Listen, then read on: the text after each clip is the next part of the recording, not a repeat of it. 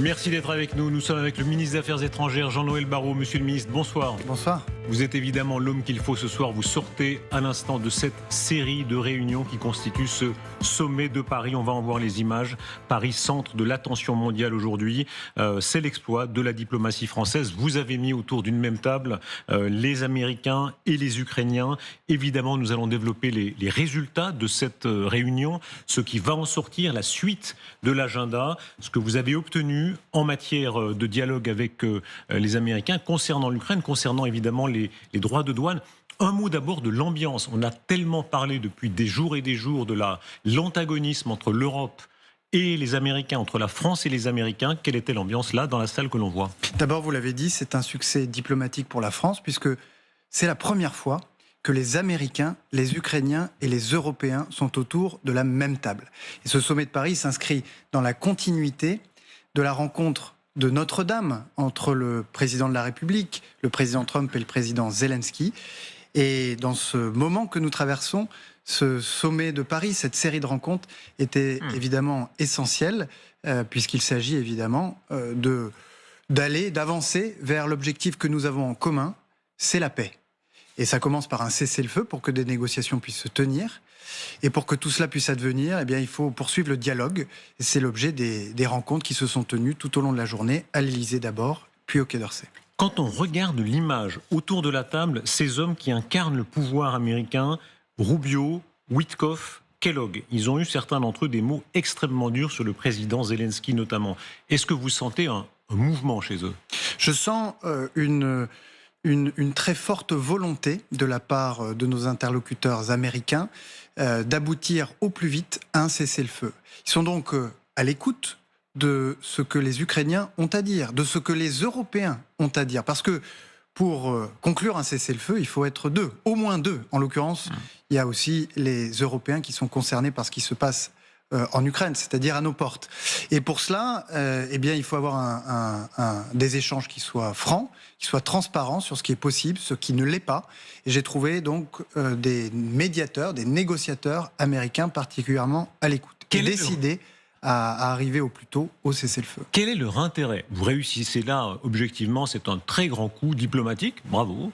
Alors, c'est sans doute dû à votre habileté, à celle du président de la République, mais ils ont forcément un intérêt. S'ils font le voyage de Paris, les trois, maintenant, pourquoi? Parce qu'il y a eu ces dernières semaines, d'abord des échanges avec les Ukrainiens, puis avec les Russes, les négociateurs russes, et plus récemment, l'émissaire du président Trump, Steve Witkoff, s'est rendu à plusieurs reprises à Moscou pour rencontrer Vladimir Poutine. Donc le moment était venu, après avoir entendu, je dirais, les attentes russes, de pouvoir rééchanger avec les Ukrainiens et avec les Européens, dont les Américains ont bien compris qu'ils joueraient un rôle très important, non seulement en soutien de l'Ukraine, mais également, le moment venu, pour surveiller un cessez-le-feu. Et puis, lorsque la paix sera conclue, pour apporter les garanties de manière à ce qu'elle soit durable. Vous voulez dire qu'ils ont besoin de l'Europe, ils ont besoin de vous? Ils ont compris qu'une paix juste et durable, une paix durable, ne peut être atteinte qu'avec, d'une certaine manière, le consentement des Européens et la contribution des Européens. Et d'ailleurs, nous avons travaillé en ce sens, puisque la rencontre d'aujourd'hui était la première dans ce format. Mais comme vous le savez, il y a un peu moins d'un mois, nous avons accueilli à Paris, à l'initiative du président de la République, les pays européens et les pays amis de l'Ukraine pour nous préparer à surveiller ce cessez-le-feu lorsqu'il aura été atteint, et puis ensuite pour apporter les capacités militaires à l'Ukraine lorsque la paix aura été conclue, pour que cette paix soit durable. C'est ce qu'on appelle les garanties de sécurité. Monsieur le ministre, on voit, alors il y a deux absents, on va en parler autour de la table. Pour l'instant, c'est les Russes. Un jour, y aura-t-il les Russes? On va en reparler, mais l'Union européenne n'est pas représentée ni par Mme von der Leyen, ni par Kaja Kallas. Est-ce qu'il est vrai que les Américains n'en voulaient pas? Je crois que ce format qui rassemble la France, les Britanniques, qui ne sont plus dans l'Union européenne, et les Allemands a permis ces dernières semaines de faire des progrès considérables dans la préparation du cessez-le-feu, dans la préparation de la paix. C'est bizarre. Et c'est pourquoi. C'est bizarre. Qu'est-ce qui est bizarre? Que les Européens soient là, que M. Trump, encore aujourd'hui, ne veuille pas recevoir Mme von der Leyen, alors que théoriquement, c'est l'Union européenne qui devrait en grande partie négocier cela et surtout négocier les droits de douane. Je crois qu'il est important que les Européens au sens large, et tous les Européens ne sont pas dans l'Union européenne, à commencer par le Royaume-Uni, soient bien associés. Et vous savez, lors de la rencontre qui s'est tenue il y a un peu moins d'un mois à Paris, à l'invitation du président, les Européens, justement, ont confié au président de la République et au Premier ministre britannique le soin de représenter cette coalition des volontaires, cette coalition des alliés de l'Ukraine. Et d'ailleurs, ce n'est pas une surprise si, suite à ce sommet de Paris qui s'est tenu aujourd'hui, c'est à Londres que sera accueillie la semaine prochaine la prochaine réunion dans ce format. Jean-Noël Barrot, entrons dans le détail, si vous le voulez bien, de ce qui a été obtenu, ou en tout cas, on comprend bien que c'est un début, donc les pistes qui sont en train de prendre dans ce processus. La présence des Ukrainiens à la table des négociations, on sait que c'est une de leurs demandes principales. Est-ce qu'on peut dire aujourd'hui que le président de la République, vous avez politiquement sauvé Volodymyr Zelensky?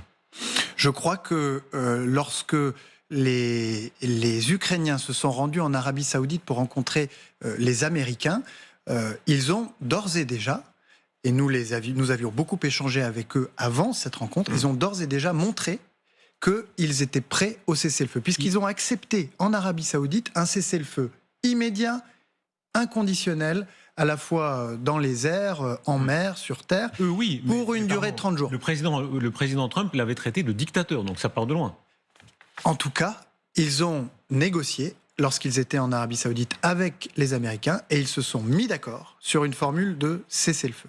Ils ont donc démontré leur capacité à négocier et ils ont démontré aussi leur volonté de mettre fin à cette guerre qui a trop duré. L'Europe peut-elle prendre la relève? Aujourd'hui, on voit à quel point les Américains semblent vouloir se désengager. On l'entendra plus tard dans l'émission, c'est ce moment très dur où le président Trump dit « Vous n'aurez pas les patriotes ». Zelensky dit « Je suis prêt à payer même 15 milliards ». Trump dit non.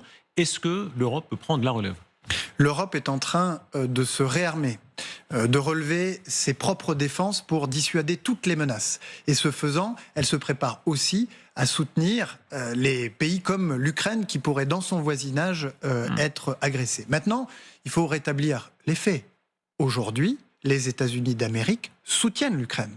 L'Ukraine bénéficie, pour résister à la guerre d'agression de la Russie, du renseignement de la part des Américains, des communications satellitaires et des armes que les Américains ont apportées à l'Ukraine pendant toutes ces semaines et ces mois. Et donc aujourd'hui, les faits sont têtus. Les États-Unis d'Amérique soutiennent la résistance ukrainienne. Ouais. Est-ce que vous avez retrouvé espoir dans les Américains? Pour dire les choses, la scène où on voit, ce sont des durs, et Witkoff, et Rubio peut-être un peu moins. Witkoff, vraiment, c'est pas quelqu'un de facile en affaires, malgré son sourire. Kellogg, est-ce que vous retrouvez espoir en eux? Ce que je constate, c'est qu'ils sont pressés d'en finir avec cette guerre. Et je crois que nous devons mobiliser cet empressement, ou accompagner cet empressement, pour placer Vladimir Poutine face à ses responsabilités, face aux promesses qu'il a faites au président Trump et qui ne semble pas tenir jusqu'à présent, pour permettre au président Trump, si je puis dire, de tenir l'engagement qu'il a pris pendant sa campagne, c'est-à-dire de mettre fin à l'Ukraine. Est-ce que vous leur avez dit pendant les réunions, regardez, c'est Poutine qui ne tient pas ses promesses? Est-ce que vous leur avez dit? Bien sûr, puisque nous sommes instruits par l'histoire récente, par les accords de Minsk, qui, il y a 10 ans, ont été violés à de multiples reprises par Vladimir Poutine. Et donc nous avons rappelé que, alors que nous nous préparons à rentrer dans le vif de ces négociations conduisant à un cessez-le-feu puis à une paix durable, il faut bien avoir à l'esprit que Vladimir Poutine utilisera toutes les combines, toutes les manœuvres pour échapper à ses responsabilités. Question très concrète. On a vu ce bombardement à Soumy il y a quelques jours, extrêmement meurtrier, opéré par les Russes. Les Ukrainiens manquent de patriotes. La France a certains systèmes à peu près équivalents, comme les Mamba. Est-ce que la France va aider davantage? La France et les autres pays européens ont ces derniers mois pris de nouveaux engagements pour soutenir la résistance ukrainienne. C'est le cas de la France, avec un paquet de 2 milliards d'euros qui a été annoncé il y a 3 semaines par le président de la République. C'est le cas de l'Allemagne, et vous avez entendu les déclarations du futur chancelier, qui d'ores et déjà envisage que des Taurus puissent, sous certaines conditions, être livrés. Puis plus généralement, vous voyez bien que soit au niveau national ou que ce soit au niveau européen, des financements ont été libérés pour permettre aux pays européens de se réarmer. Et donc tout ça va évidemment permettre de poursuivre notre soutien à l'Ukraine, et qui s'accompagne des sanctions que nous plaçons et que nous allons continuer de placer sur la Russie. Mais au-delà, puisque une fois la paix conclue, la paix que nous appelons de nos voeux, parce que nous voulons la paix, il faudra qu'elle soit durable. Et la première garantie qu'elle puisse être durable, eh bien, c'est de renforcer cette armée ukrainienne par la formation, par le soutien avec des équipements, mais peut-être aussi, et je crois qu'il y a des opportunités à saisir, avec de la production sur place de matériel, d'équipements, de drones. Les Ukrainiens ont acquis, tout au long de cette guerre, une expertise assez forte. Vous parlez des Taurus allemands. Le nouveau chancelier Merz va sans doute les donner. Est-ce que dans la sécurité du continent européen, ce sera décisif à vos yeux ? La sécurité du continent européen, elle se joue aujourd'hui en Ukraine. Et donc, de la manière dont cette guerre prendra fin, de la solidité de la paix qui sera conclue, dépendra l'avenir de notre continent. C'est pourquoi, depuis 3 ans, nous n'avons jamais manqué aux Ukrainiens. C'est pourquoi nous les avons soutenus et nous continuerons à le faire.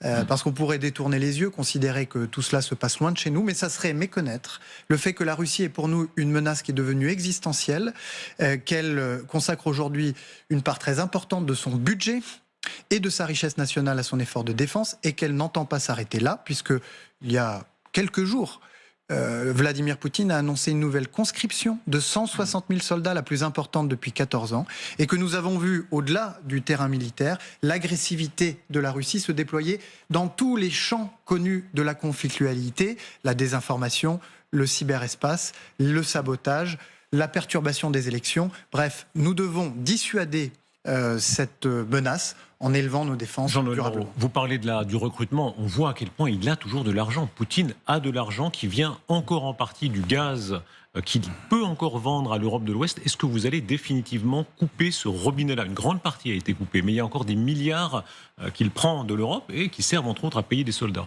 Nous travaillons activement à une nouvelle série de sanctions. Le 17e paquet de sanctions depuis le début de cette guerre. Y compris moins de gaz. Que nous voulons le plus ambitieux possible, avec évidemment toujours une vigilance sur la sécurité énergétique de l'Europe, puisque certains pays européens dépendent du gaz. Et donc, au moment où nous voulons pénaliser, asphyxier l'économie de guerre de Vladimir Poutine, nous veillons à ne pas trop diminuer, à ne pas trop fragiliser l'économie européenne. Mais nous allons préparer, j'espère que nous serons en mesure d'adopter dans les prochaines semaines un 17e paquet de sanctions qui viendra alourdir le coût de cette guerre pour Vladimir Poutine. Éclairez-nous sur la question des troupes au sol. On a dit tellement de choses sur le sujet, y compris parfois des bêtises, ça arrive aux commentateurs, mais il faut dire que la France aussi a donné parfois des versions un peu différentes. On a compris la dernière en date, c'est-à-dire, dites-moi si je me trompe, des troupes de réassurance qui ne seront là qu'après un cessez-le-feu, enfin qui seront là potentiellement, qui peuvent être là, françaises et autres, sur le sol de l'Ukraine. Est-ce que c'est toujours à l'ordre du jour ? Une fois la paix conclue, il faut la garantir. La première des garanties, je le disais tout à l'heure, c'est une armée ukrainienne forte, en capacité de repousser toute tentative d'invasion ou d'agression. Ensuite, comme c'est le cas d'ailleurs dans d'autres pays européens, il est important que nous puissions apporter de la capacité militaire qui peut prendre diverses formes, de manière à ce que l'agresseur éventuel sache que même s'il perçait les défenses du pays qu'il entend envahir, se retrouverait face, en deuxième rideau si je puis dire, à des capacités militaires alliées, et qu'il prendrait donc le risque de se retrouver entraîné dans une guerre beaucoup plus, ou en tout cas dans une confrontation militaire plus importante. C'est toujours à l'ordre du jour.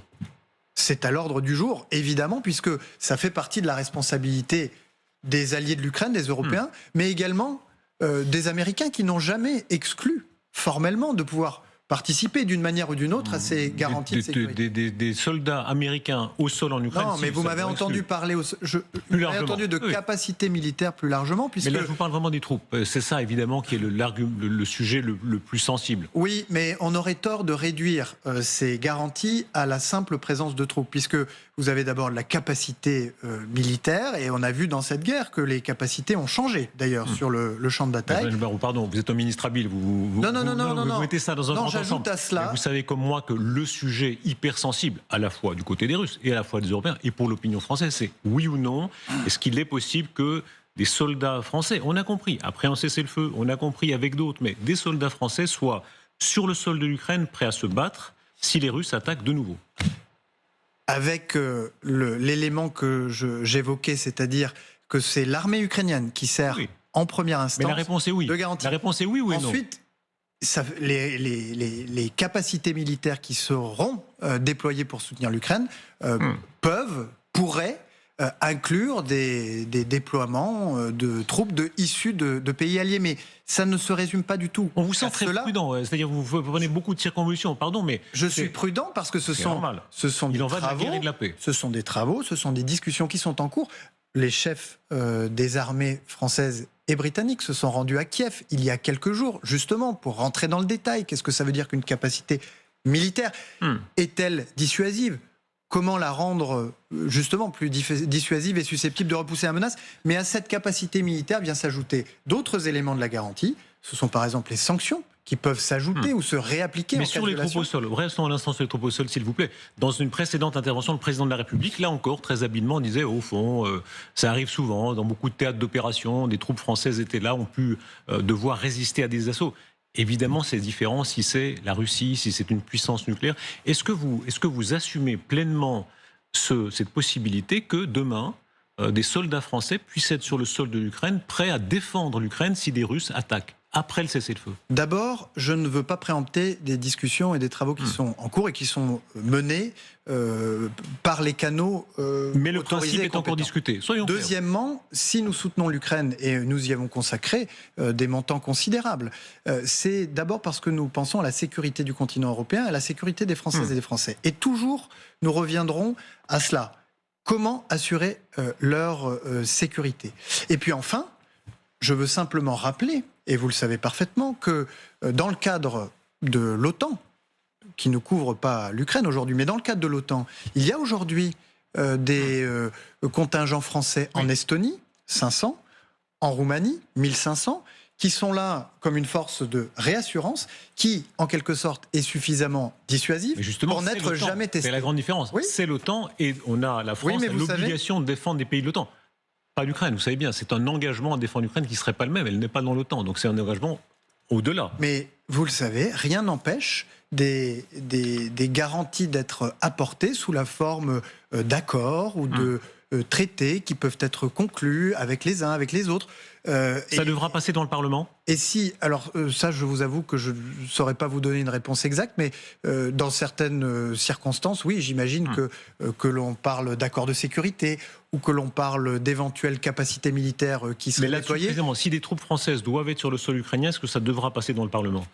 J'imagine que selon la forme que ça... Vous me parlez de déploiement de troupes, j'imagine que ça devra passer devant le Parlement, même si je ne suis pas un expert. Ce que je dis, c'est que si nous le faisions, cela serait dans l'intérêt de la sécurité nationale et de la sécurité des Français. Jean-Noël Barrot, quand on voit cette image de Steve Witkoff qui a mis comme ça la main sur le cœur avant de rencontrer Vladimir Poutine, une grande partie du monde a été heurtée par cela. Et ce n'est pas simplement l'image, vous le savez, c'est les propos qu'il a tenus ce soir. Le président Zelensky dit « Je pense que M. Witkoff a adopté la stratégie de la partie russe. Je trouve cela très dangereux.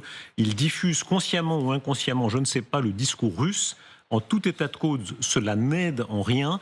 Est-ce que cela vous inquiète? C'est-à-dire ces États-Unis qui parlent avec vous, et encore une fois, c'est une grande réussite de la diplomatie française, c'est tout à fait certain, mais cette partie russe qui, pour ainsi dire, a pris le parti de Moscou. Steve Witkoff l'a redit tout à l'heure au président de la République. Il se place dans une position de médiateur, de facilitateur pour permettre au président Trump d'atteindre son objectif de cesser le feu le plus rapide possible.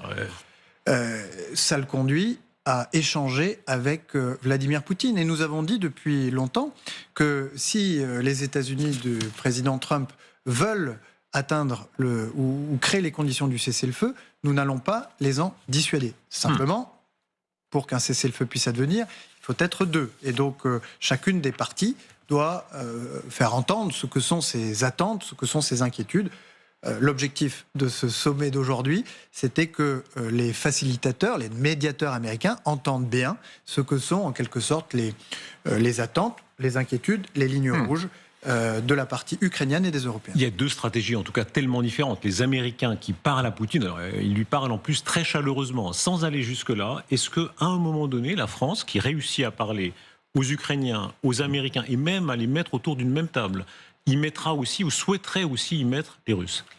Il faudrait, pour commencer, que les Russes, que Vladimir Poutine, expriment sincèrement, ouvertement, qu'il a l'intention d'aller au cessez-le-feu et qu'il a l'intention d'aller vers une paix durable qui garantisse la souveraineté de l'Ukraine. Et à ce moment-là, je pense que oui, des discussions pourront, comme elles auraient peut-être dû se tenir depuis longtemps, pourront se tenir entre les Russes d'un côté, les Ukrainiens et les Européens de l'autre, avec évidemment la participation des Européens, des Américains et d'autres. Le président de la République était allé très loin. Il faut rappeler, il a été parmi les derniers, si j'ose dire, à parler encore, à tenter de parler avec Vladimir Poutine. Tout le monde a en mémoire la longue table, etc. Est-ce que ce fil, à ces conditions-là, peut être renoué? Le président de la République a même été le seul dirigeant à faire se rencontrer Vladimir Poutine et Volodymyr Zelensky en 2019.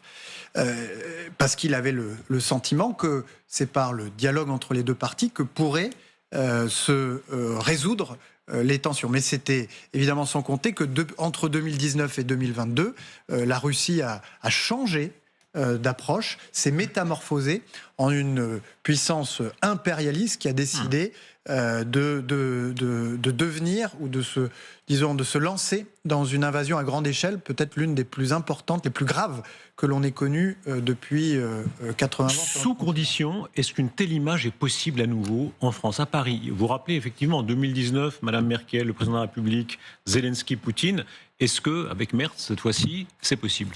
À condition que la Russie s'engage de bonne foi dans des discussions de paix et préalablement que la Russie agrée un cessez-le-feu sans condition immédiat et que, si je puis dire, les tragédies, les atrocités dont nous avons été témoins le dimanche des Rameaux à Soumy cesse une bonne fois pour toutes. Ça veut dire qu'une forme de détente est possible. Il y a eu, dans la longue histoire russe, soviétique, ils avaient envahi l'Afghanistan, ils ont envahi la Tchécoslovaquie, ils ont occupé une moitié de l'Europe et il y a eu plusieurs tentatives de détente. Est-ce que vous espérez encore une forme de détente avec la Russie? Soyons clairs, je le disais tout à l'heure, la Russie représente pour l'Europe et pour encore un moment, et sans doute un long moment, une menace existentielle.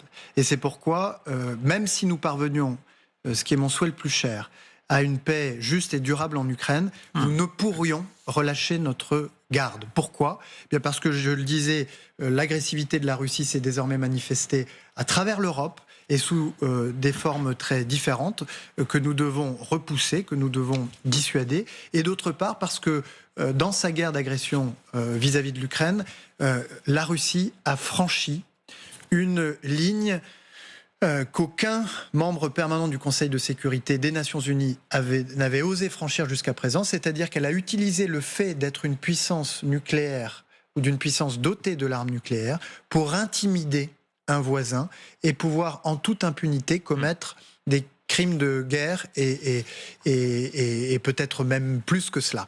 Cela, ça signifie que ce qu'elle a déjà fait en Ukraine, elle pourrait être tentée de le refaire ailleurs. Et c'est pourquoi nous n'avons pas d'autre choix, si nous ne voulons pas être un jour ou un autre entraînés dans la guerre, d'être suffisamment puissant pour être dissuasif et n'être pas une proie. Je vous avais posé la question, mais c'était dans d'autres circonstances. Aujourd'hui, on voit que vous entrez dans un processus où la France a un rôle éminent d'engager le dialogue avec les Américains, avec les Ukrainiens, et vous l'avez dit, sous beaucoup de conditions, peut-être avec les Russes, si je vous ai bien compris.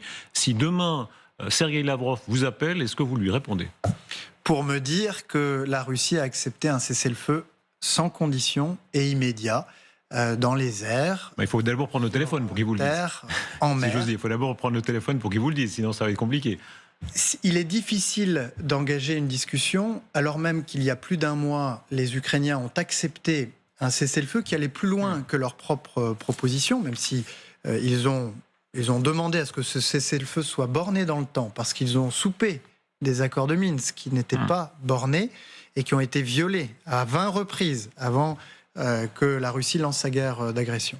Et donc, dès lors que la Russie manifestera son souhait de cesser le feu et d'engager des discussions de paix respectueuses de la partie adverse, alors des discussions pourront s'engager. Jean-Noël Barrot, le 9 mai sera une date extrêmement importante. Le président Zelensky, enfin le président Poutine va en quelque sorte il va battre le rappel de ses alliés. Tous, il espère faire une sorte de grande célébration à Moscou, l'anniversaire de la victoire de part et d'autre.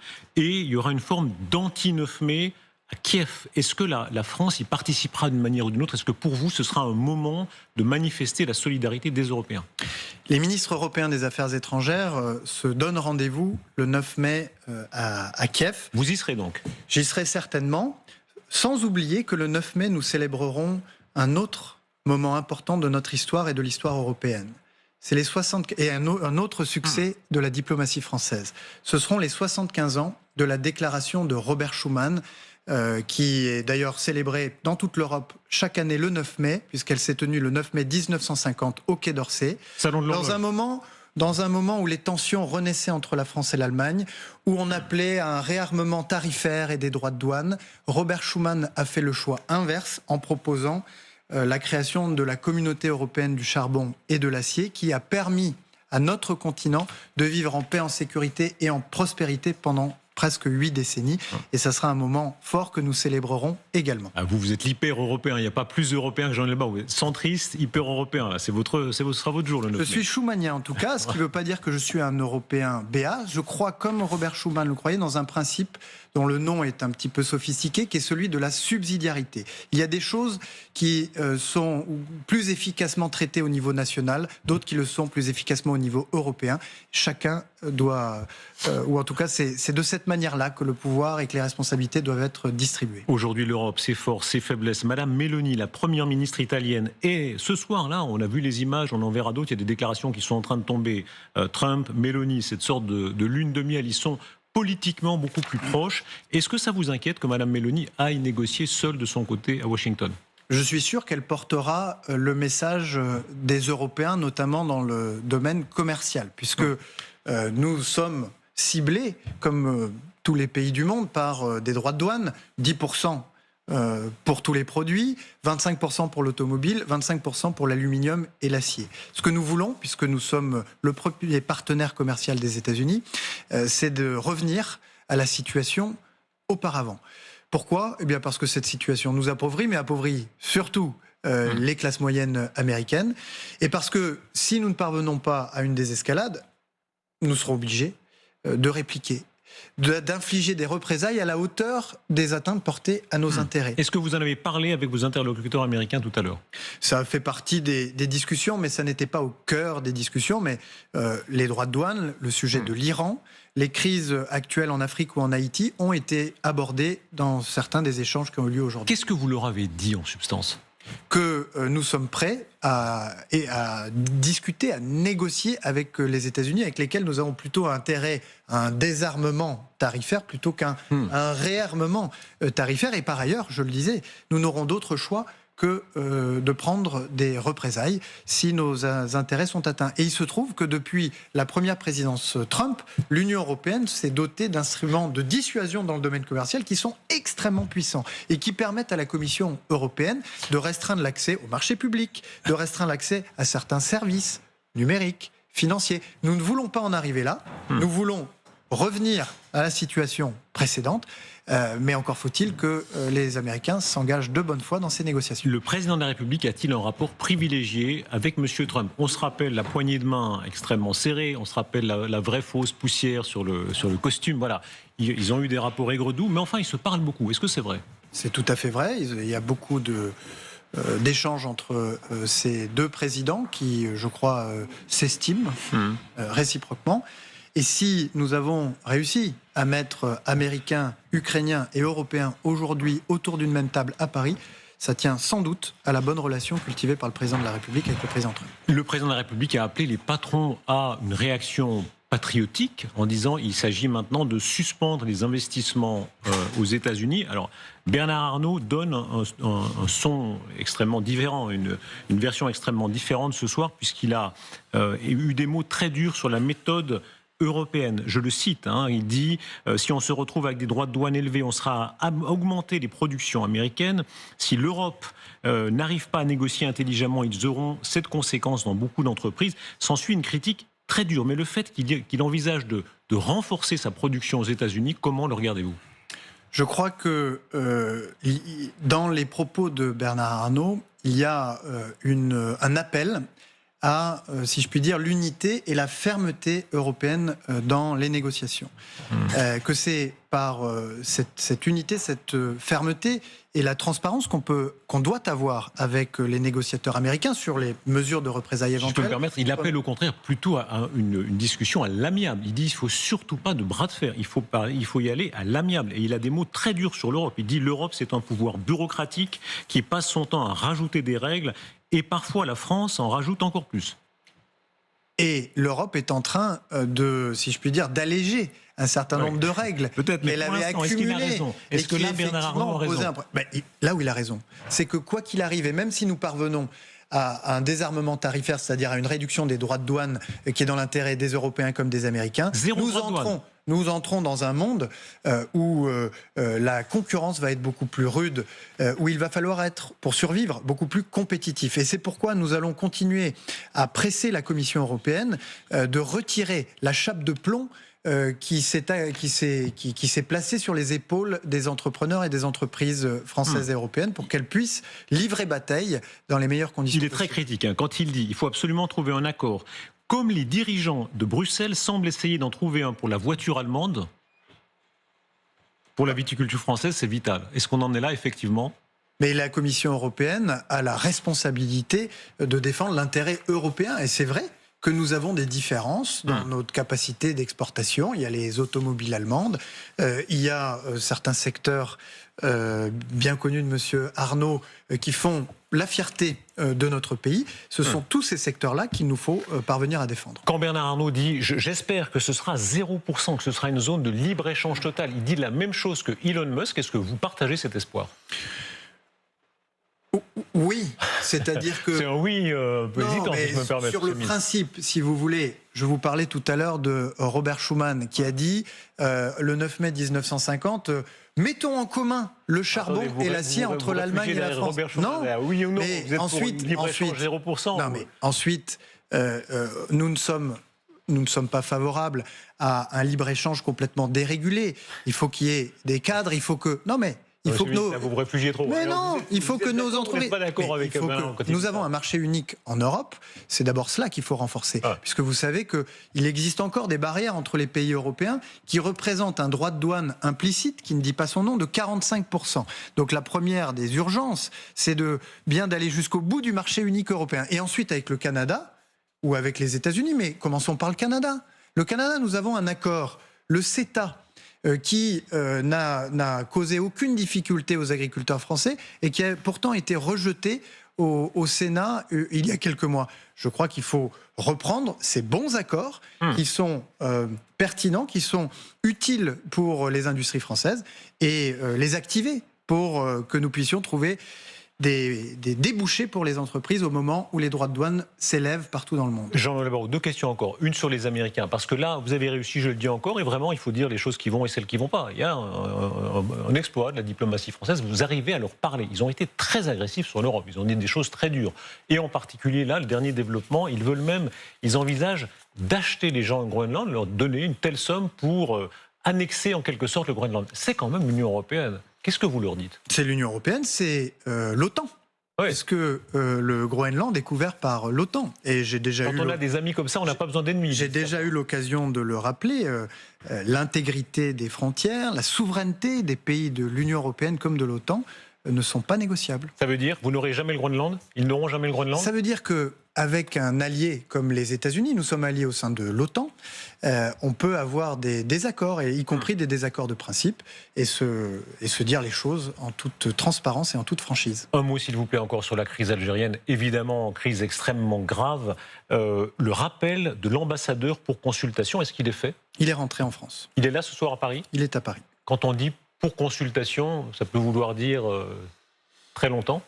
Ça peut vouloir dire le temps nécessaire, et nous le nous le prendrons pour faire un état des lieux complet de la situation, puisque nous avons pris une décision de très grande fermeté avec l'expulsion de 12 agents algériens du réseau diplomatique et consulaire en France. Cette décision, qui est sans doute l'une des plus fermes que la diplomatie française ait eu à prendre de ces dernières années, fait suite à une décision incompréhensible des autorités algériennes, mais qui ne sera évidemment pas sans conséquence sur notre coopération migratoire, sur notre coopération en matière de sécurité. Alors bien sûr, nous allons continuer à exiger de l'Algérie qu'elle respecte les accords qui régissent notre relation. Nous allons continuer à plaider pour la libération de Boualem Sansal, dont l'état de santé nous préoccupe tout particulièrement, d'appeler à un geste d'humanité le concernant. Mais tous ces sujets vont devoir être ou seront abordés dans les discussions que nous aurons ces prochains jours avec notre ambassadeur, auquel je veux rendre hommage parce qu'il a travaillé ces derniers mois dans des conditions très difficiles.